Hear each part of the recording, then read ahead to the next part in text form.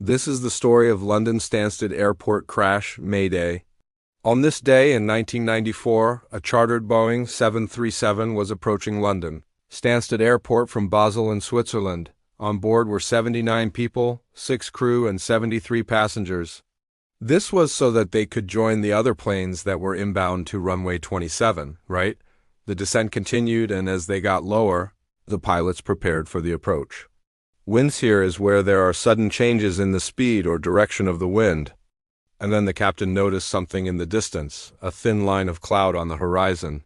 The controller said, "Echo Fox Golf, you're cleared ILS runway 27, but they never made it. The plane hit the ground so hard that it disintegrated. All 79 people on board were killed. As they came out of the clouds, they found themselves way too low and way too slow to make it to the runway. The captain knew that they were in trouble.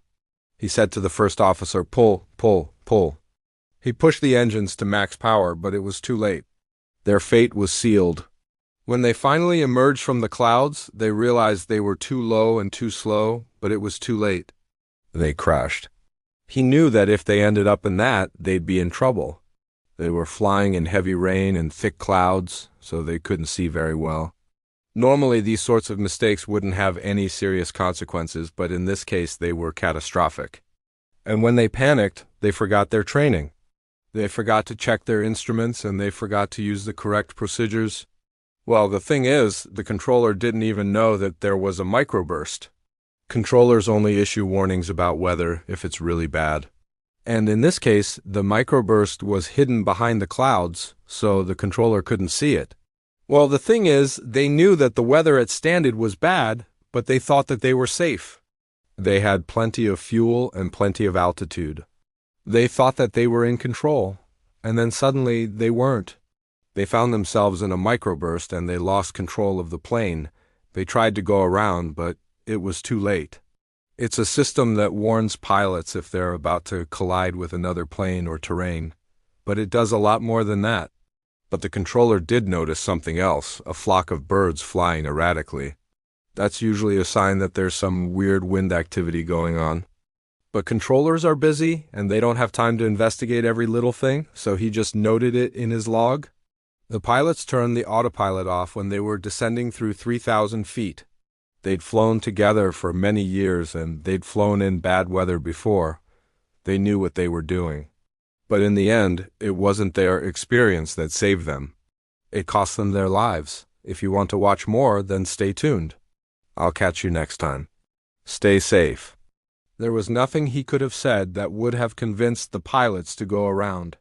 Also, if you want to watch another air crash investigation, then I recommend checking out my video on the Kekwer air crash. That's one of my best videos.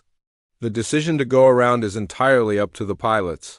If they hadn't done that, the plane would have been able to maintain its altitude, but then it would have flown right into the hills to the north of the airport. A TCAS system also warns pilots if they're too low and too slow, which is exactly what happened in this accident. But since this plane didn't have one, the pilots had no idea that they were in danger. But the bigger problem was that they weren't actually looking for signs of winds here. When you're flying in bad weather, you don't think about things like winds here. And that's exactly what happened here. He said to his first officer, "That's not good. This was purely a case of pilot error." But what went wrong? Well, the first thing they looked at was the weather. The thing is, though, in bad weather like that, you can't always see these microbursts coming. They can pop up out of nowhere. The weather at Stansted that day was pretty bad. There was heavy rain and thunderstorms in the area. There was also winds here, which we talked about before. But the thing is, the pilots didn't realize how bad the weather was getting. They only saw that thin line of cloud on the horizon, but they didn't know that it was a microburst. He suspected that that cloud was made by a microburst, and he wanted to avoid it at all costs.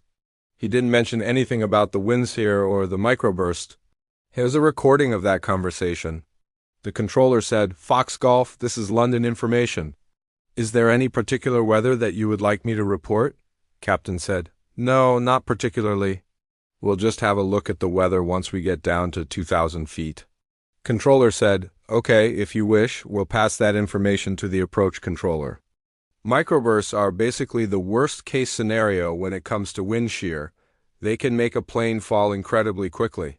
For example, if there's a thunderstorm nearby, the downdrafts can cause winds here. The problem is that when you get winds here, it can cause the plane to lose speed very quickly. If it gets bad enough, the plane can actually stall. So pilots are trained to deal with it. You just add power and then you pull back on the stick to keep flying. At 5:28 p.m., the controller handed them over to another controller who told them to descend down to 1,000 feet.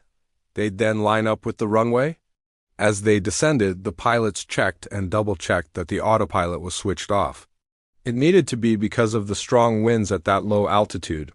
They had been on a sightseeing tour of London and now they were returning home. But this flight would end in disaster.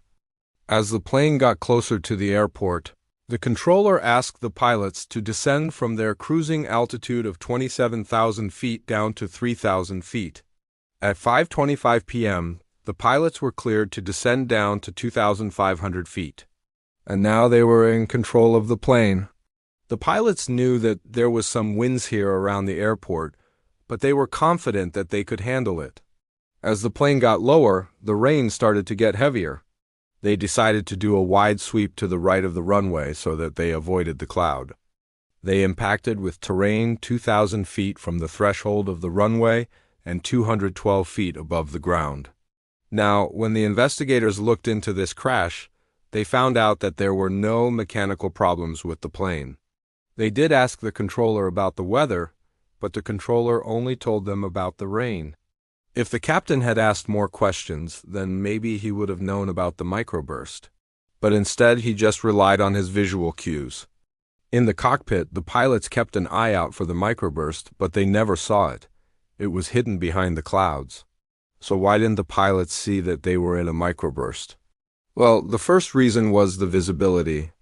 Another reason was that the plane wasn't equipped with a TCAS system. Now, TCA stands for Traffic Collision Avoidance System.